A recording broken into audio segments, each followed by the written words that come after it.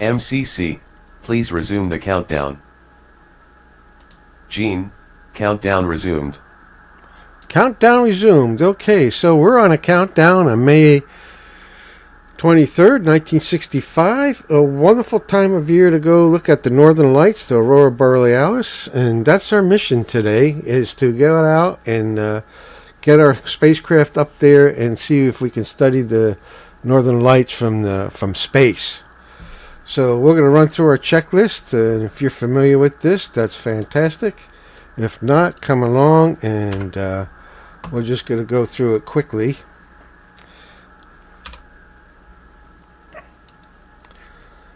Turning on the batteries, squibs, fuel cells. You've done this enough, you pretty much know where you're heading and you're knocking off the check. We're going to turn the computer on. And then turn on the display unit.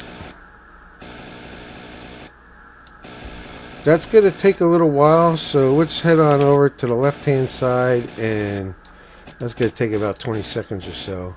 Make sure we turn on all our left hand retro fire rocket squids, and we're going to turn on our pumps. B is off, A is on, B is off. Whoops, I didn't mean to turn that on. And our two fans for our space, our spacesuit, and all of our environmental cabin stuff are complete. Now, self-check, we're going to go back and see if the self-check is clear. It looks like it is. Let's do a readout of our inclination. And our inclination is 2891. And so I'm going to change that to 06550. Enter that in, clear that off, and then put in code 72 for our velocity, and we'll come back and look at that later. So that's all good, and check our D ring, or our pull ring for if we need to evacuate the spacecraft. We don't have an escape tower. We just jettison ourselves right out of the capsule like a jet plane pilot would. Scary, isn't it? So we check that. That's okay. Now we can push the computer to start and watch our attitude ball, flight director attitude ball, until it stabilizes. It takes a little bit. And notice it's pointing us straight up, because that's exactly what we're doing. So that's all good. Computer mode, we want to go and look at our lower console. Change that to attitude. Oh, that's not what I want to do. Actually, I do think I got to do that in a minute, but I need to change this to rate command. Propellant ohms on, the RCS. Display 72, I already checked that. Do a radio check. And Gene, we read you 5x5. Thank you, sir. And we're ready to launch. I thought, I'm pretty sure that's supposed to be set to the attitude ascent for the computer. We're going to find out in a minute whether or not this thing launches properly. Radio check done. 30 seconds. Ascent checklist in. We're all good to go. So we're just a few minutes away from flight now. So we got a few minutes. We can bring out the mission pad and look at the checklist.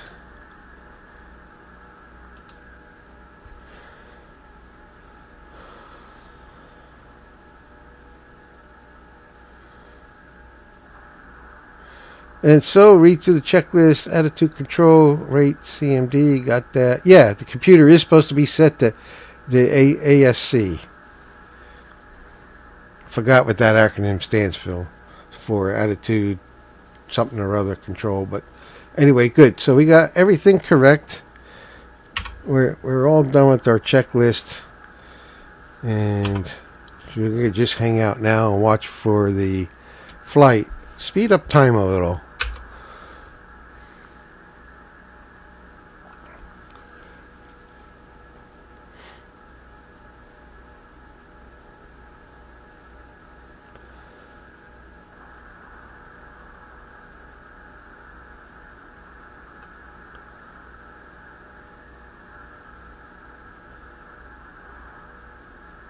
Alright, so we're pretty much getting there. We're only 45 seconds left to go. All our checks are done.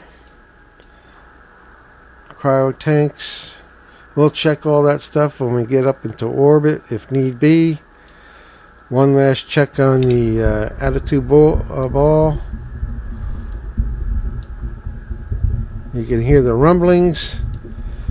Our mission clock is set to 0. And good to go. 10, 9, 8, 7, 6, 5, 4, 3, 2, 1.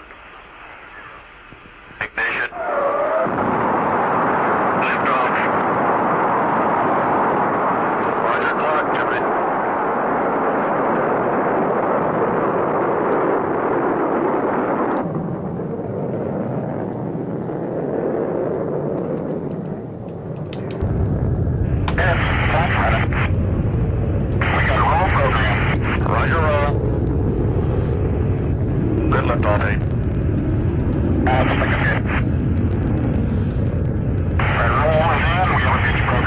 Yeah, we can see the clock is running. We can see the propellant on the first stage is being consumed. We're almost ready. We're starting to pitch already. We're at 10,000 feet.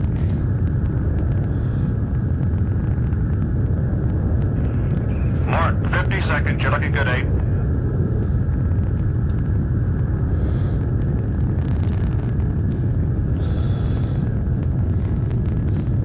30,000 feet.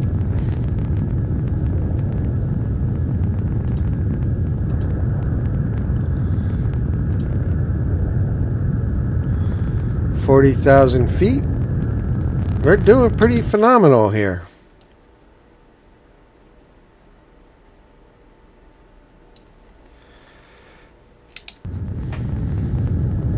$60,000 feet. 70,000 feet, and it's time for us to stow that ring away. We're not going to inject ourselves out into space, so stow that puppy.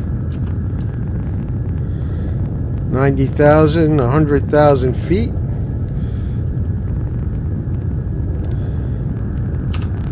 Come over here and do a readout on our velocity in feet per second. Yeah, we only at 4,800 feet per second. We got a ways to go. First stage, getting as straight up as possible out of the atmosphere and starting to lay over so we can get a nice tangential velocity to the gravitational pull back to Earth. That would build up our speed and get us into orbit.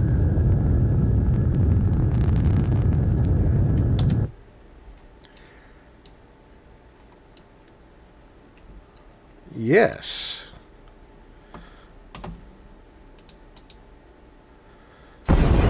There she goes.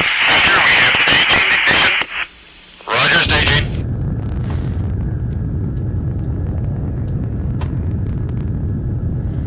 Nothing to do now but wait for Seco. Second stage engine cutoff.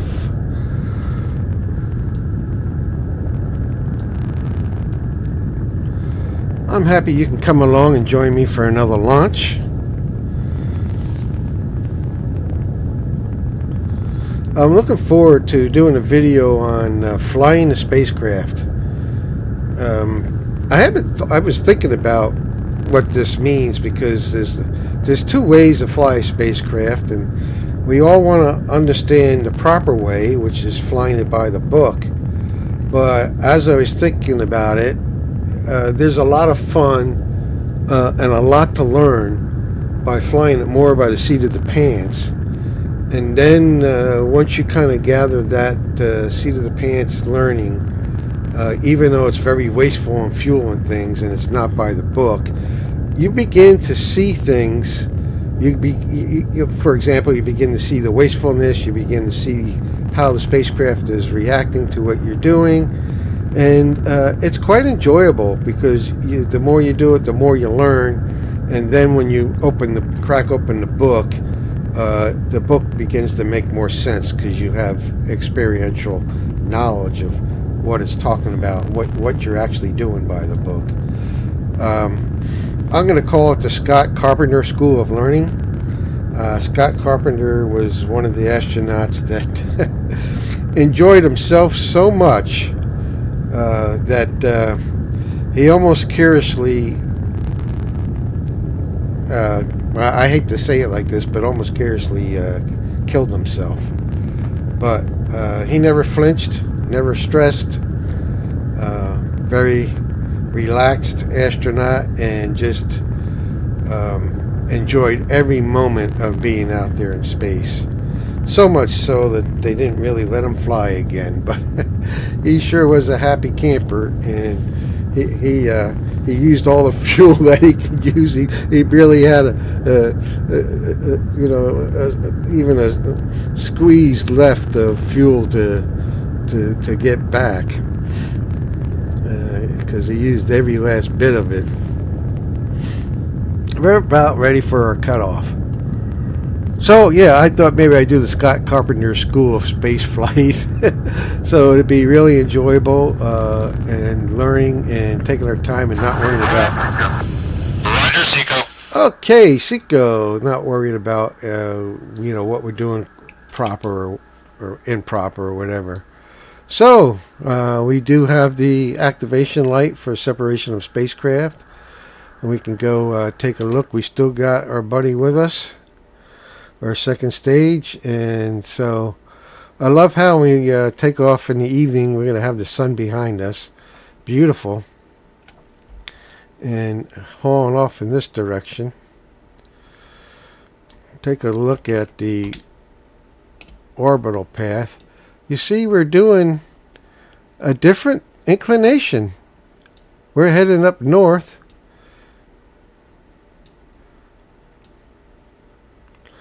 And it should be quite enjoyable here. But let's get back to work. We got some things to do. Let's go ahead and separate this puppy.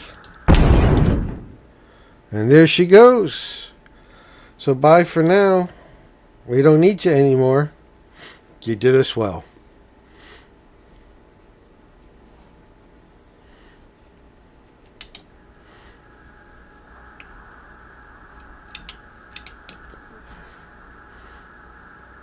That clicking you hear is me. I'm using a joystick for a lot of the things, and a mouse for a lot of the things.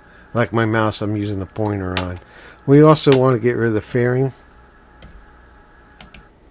There it goes. It's very. Probably you can't see it, but I can see it flying off.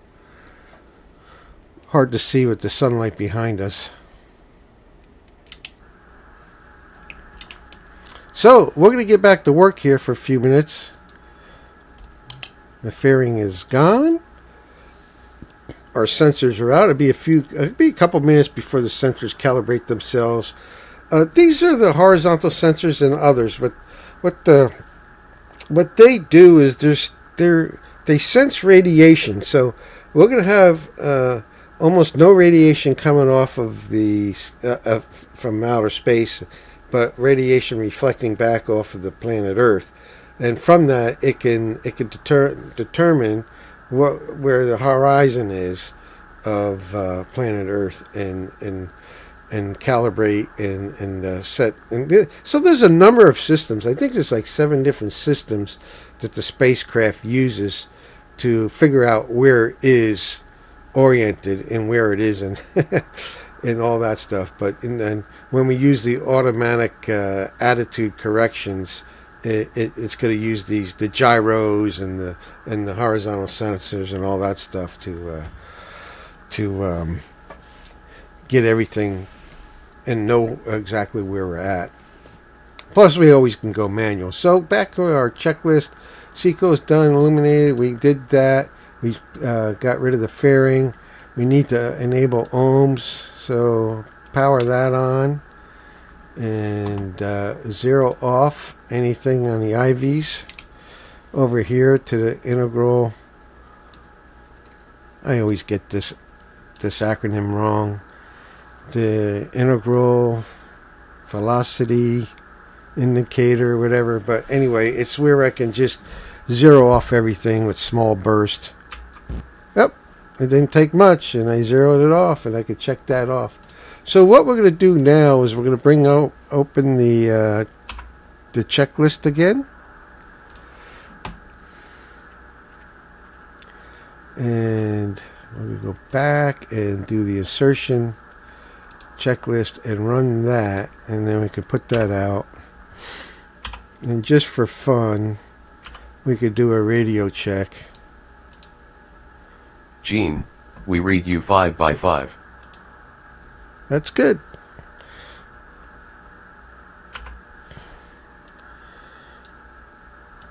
Gonna arm.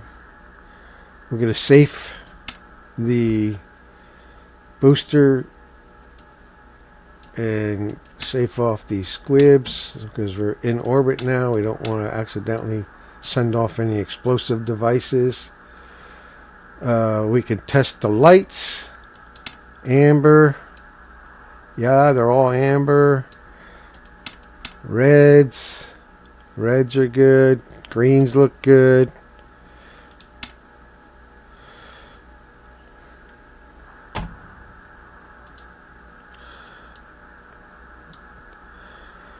Secondary oxygen cutoff. Okay. And as usual, the ATT indicator lights as required. I really hadn't figured out what that is. Same thing with the CTR lights as required. Looks like all the lights that are supposed to be on, that I know that should be on, are on, so don't know what to think about that.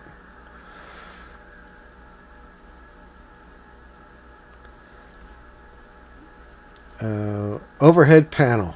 Oh, we want to make it to the overhead panel. Turn some things off there.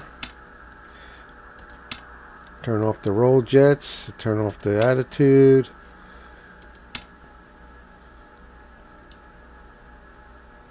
Oh, this one.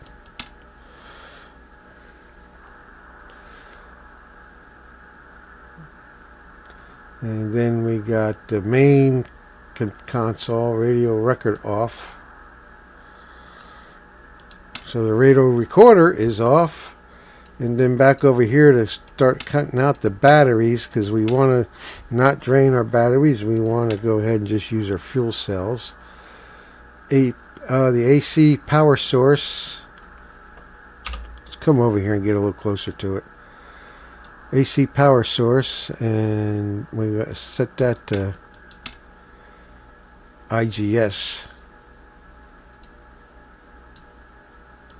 Oh, I forgot what the IGS stands for. And then we're going to cut off this thing and then come over here and set that to C. Now, the rest of this, Oh yeah, we just cleared off our computer display. That's unfortunate because I wanted you to see. Let's clear that off. I wanted you to see before that happened how fast we're going. So we're going at 25,600 miles feet per. I'm sorry, 25,600 feet per second. So there's no decimal place with this particular code 72. We are moving at that feet per second, and if my math is right, you're going to take the multiply that by 60 seconds per minute and multiply that by another 60 minutes per hour, and that gives you somewhere around 17,400 miles an hour. But we can clear all that off, and then the next part, I'm going to go through the checklist just because it tells me to, but I'm turning all that off, and I'm going to put this into catch-up mode. And then we are done with all our internal checks, folks. We're done with all that. However, all that said, I want to fly our spacecraft around a little bit as we do a search for the Aurora Borealis. And to do that, first thing I want to do is get this thing going prograde. We're getting dark now. And one of the things I like to do is take advantage of the onboard computers to fly the ship before I manually fly it. So the way I do that is turn that to platform and turn that to sharp and forward, but everything needs to be on.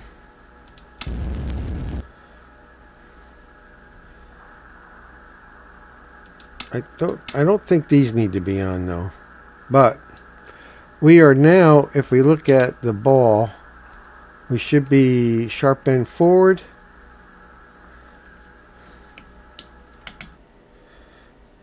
And it looks like we're moving in the right direction.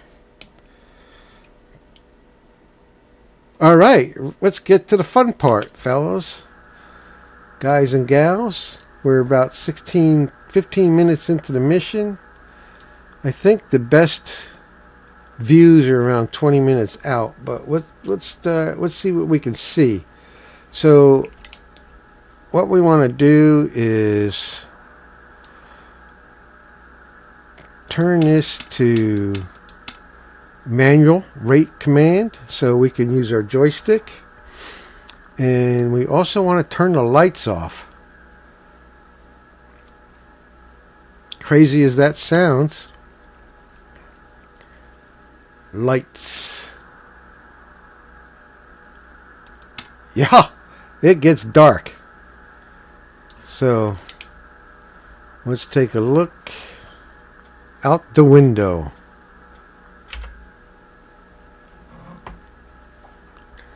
Now, here we go. We can dip down, look at the Earth horizon into the night. Look at that. There's our northern lights. Isn't that something?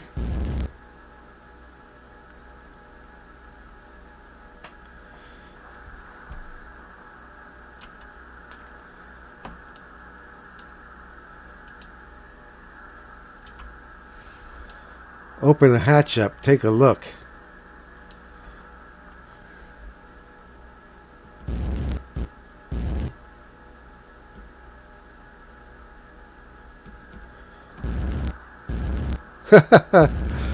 Oh, there's the sun. There's the sun. There's the lights.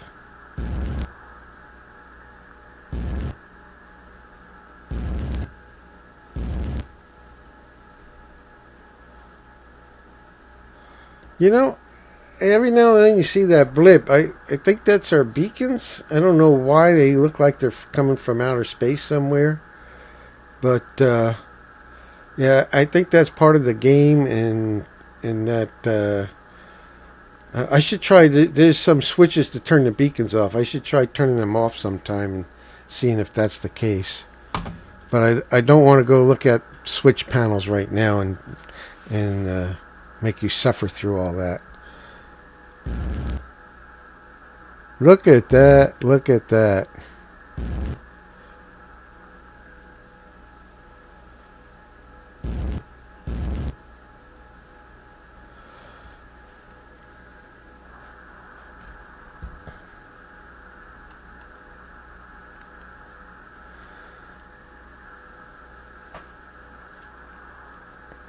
It's kind of surreal, and if I don't talk so much and just be quiet in the night.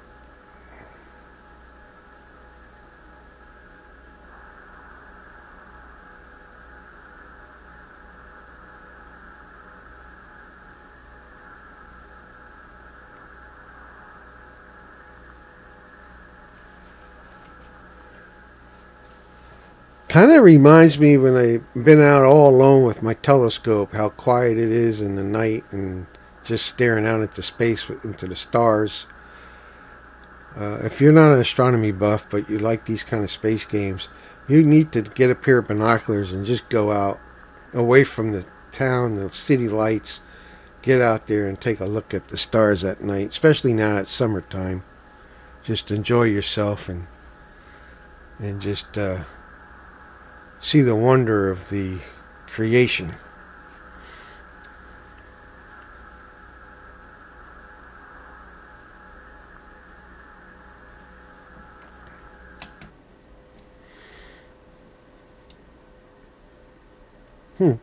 There's some city lights below us now.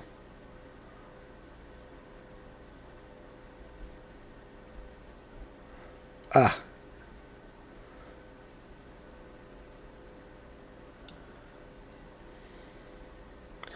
This inclination, it gets us up close enough to see it, but maybe sometime I should try going up to 75 or 80 and get right into it.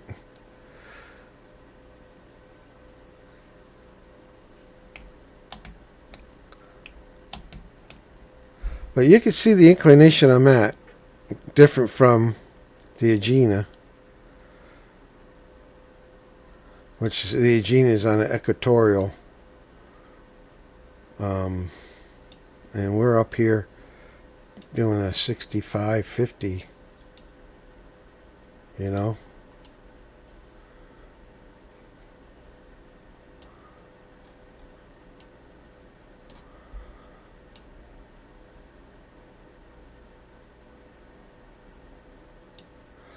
Yeah, we're starting to head away from the lights now.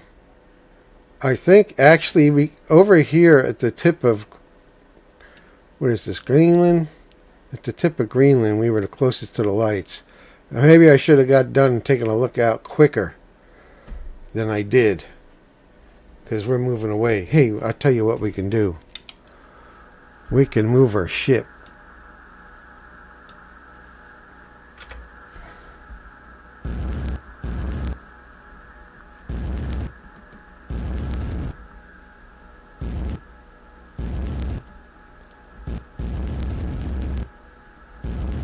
Well,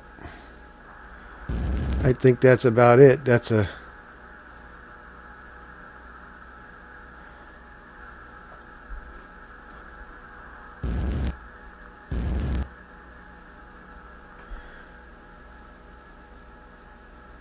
How about that? Anyway, hopefully you enjoyed this. And give it a try yourself.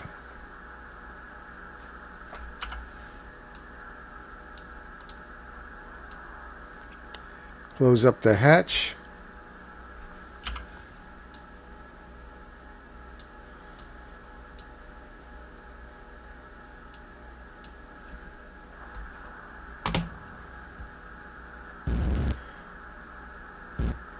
Now, I've taken a look at the southern lights, and they are different colors.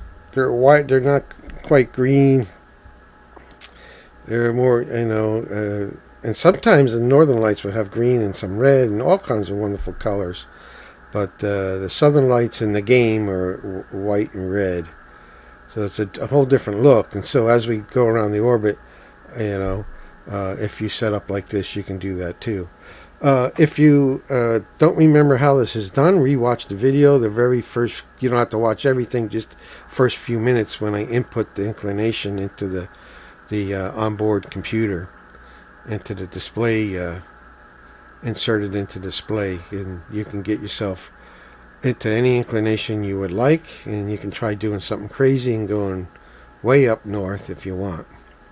But hopefully you enjoyed, and we will catch you next time.